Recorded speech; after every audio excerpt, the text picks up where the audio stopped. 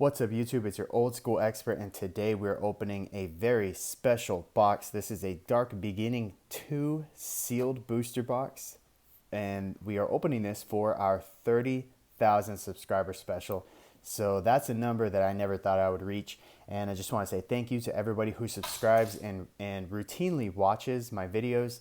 I hope you guys enjoy them and get the nostalgia that I get from opening these old packs and cool reprints. So here we've got Dark Beginning 2, one of the coolest reprints ever. Dark Beginning 1 is my favorite reprint set, but Dark Beginning 2 is pretty sweet and had some original cards that weren't really out yet. So we're going to bust this open and see what we get. And I guess what I would hope to pull most out of this is I really want a super rare Cannon Soldier. I didn't realize that Cannon Soldier came from this set as a super rare until kind of recently, like a few months ago. And I was like, wow, that's awesome. I never knew because I used Cannon Soldier in some of my old school decks. So there we go. 24 packs. So I think in general you get like 2 ultras and like 4 to 5 supers per box. But the commons and the rares out of here are the best cards. So the holos are just kind of extra. An Injection Fairy Lily would be really cool. Perfectly Ultimate Great Moth I think is in here. So is I want to say Insect Queen is in here also. So those would all be really cool pulls, but they're all ultra rares, so it would be very difficult to pull any of that stuff. Solemn Judgment saw its first reprint in this set as a super rare, just like Mirror Force had seen its first reprint in the first Dark Beginning as a super rare. So we got a tip card, number 15, paying life point costs. And oh, we got a super rare Suicide Soldier right off the bat. That's cool. I didn't even realize it was a foil until I moved it. Awesome. So there's one super down. We got a Gazelle the Mythical Beast. Galasaurus, this is seeing some play in the meta. Toon Goblin Attack Force, pretty cool common there. Array of Revealing Light. Smoke Grenade of the Thief, that's kind of a good common. So lots of good commons in this set. I won't pull them out because there's so many. We'll just stick them here to the side. So, and we'll put the supers here where you could see them, or just the holos in general. And pack number 2. The set was pretty good. It introduced the first playable Cyberstein, because before it was a prize card, so you couldn't play it unless you had either won an SJC or had purchased one for like $10,000 back then. So both of those very unlikely. Statue of the Wicked is the rare. Disappear, that's kind of a cool. This was a short print in Pharaoh Servant. Mirage of Nightmare, that's awesome. Mirage of Nightmare was a very good card. With MST at 3, you basically play your hand out, set whatever you need to set, summon whatever you need to summon till you have 0 cards in your hand, or till you have 1 card in your hand, play Mirage of Nightmare. Then during your opponent's turn, you draw 4 cards, and if you have an MST either face down or in your hand, you activate it during your next turn, and then you don't have to discard anything. So it's a great way to draw 4 cards for free.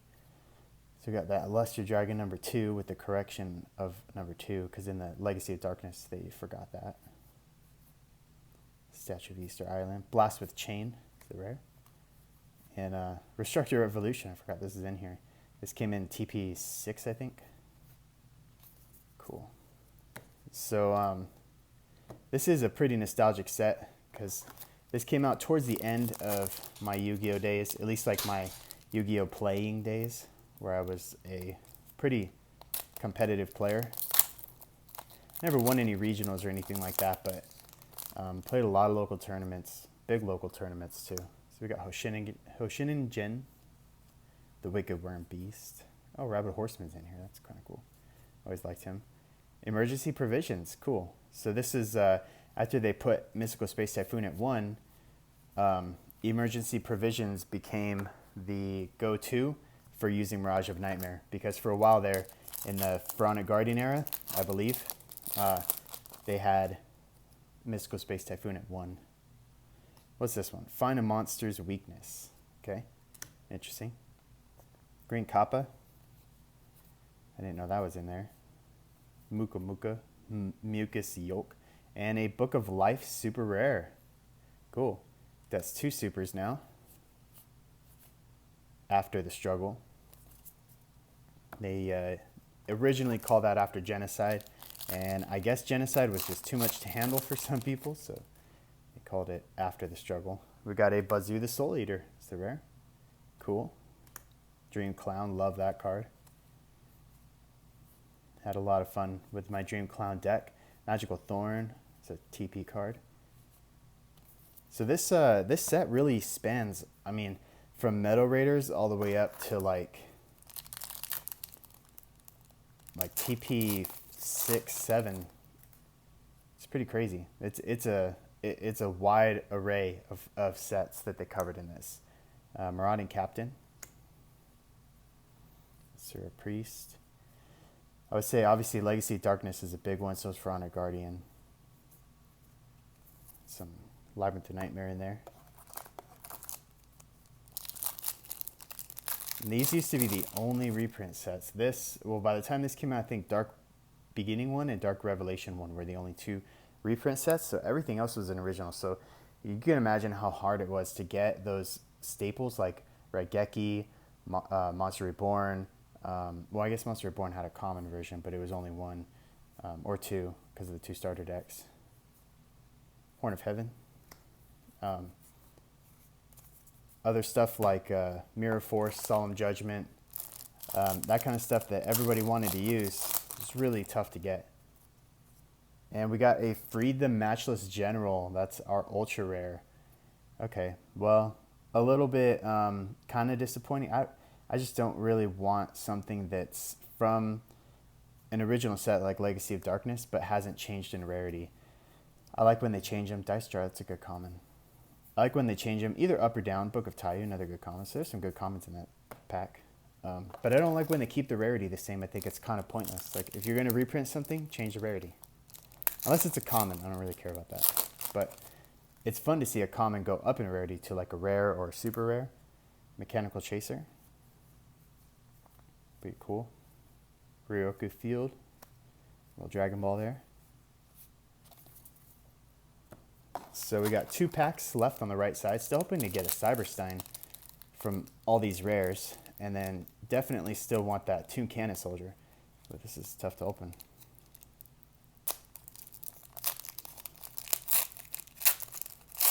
There we go. Bottomless Trap Hole. Wow, I'm surprised that card got its own tip card. Interesting. 2-1-headed Thunder Dragon.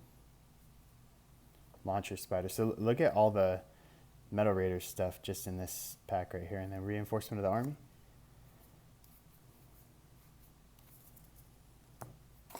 And the last pack on the right side.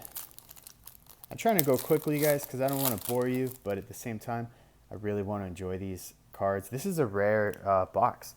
These are pretty expensive. I want to say you're going to spend upwards of $300 if you're going to buy one. Spiritualism. So if you do really want DB2, I would recommend you get a blister box, because you can find blister boxes of this with blister packs in them. 20 blister packs for like $100 something. So that's a little more reasonable than 24 packs for like $300. But your ratios are going to be kind of off, so there's that. They could be really good or really bad. We got depleting your opponent. What? Depleting. I was like, depleting. What is that? Depleting your opponent's deck, part 1. So I guess decking them out. I don't know.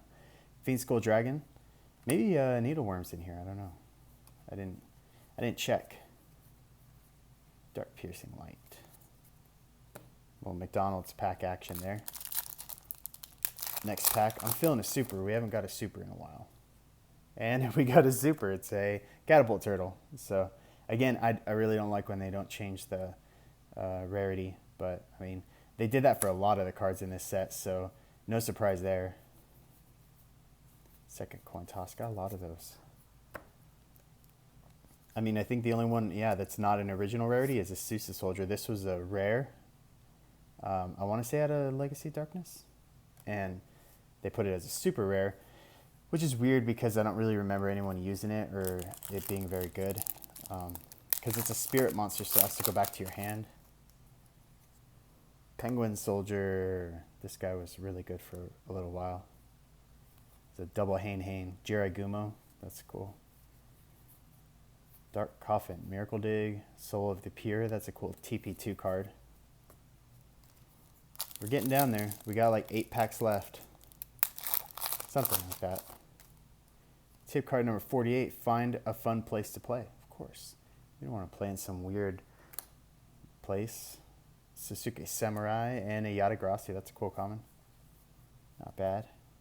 Bottomless Trap Hole, another decent one. Bottomless Trap Hole, it kind of lost its way. It used to be a staple for a long time, like a few years. And I'm talking not recently, but like not 10 years ago. Maybe like 5 years ago, 6 years ago. Royal Oppression, that's a banned card, and for good reason. It's pretty much a floodgate. Book of Moon. Still have not seen a Cyberstein. Come on. Come on, Cyberstein. Ooh, and there's my other ultra rare. It's a Barrel Dragon. That's kind of cool. I'll take that. I mean, it's not one of the ones like that I was kind of hoping for, but that's pretty sick. Barrel Dragon as an ultra rare, of course, because why change the rarity? Toon Gemini Elf, that's cool. Toon Defense, nice. So we got those back to back. Toon Defense is one of those cards that's like, it's worth a couple bucks for no reason because it's not like anyone uses it, but it's kind of rare. I think it's only got 2 printings, this and Legendary Collection Yugi's World. There might be one more, but I don't think so. Sagi the Dark Clan, Royal Command. So we still need a super rare. I think one more, right? We got 4 or 3. Yeah, we got 3 supers. So we should get one more super. One more super. And a Cyberstein. Come on, Cyberstein. Where you at? Nope, not in this one. Thousand Dragon, that's cool. We haven't got that yet. At least not that I remember.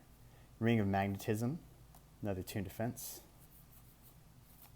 Pretty cool, pretty cool. Love the commons in here. They're so good.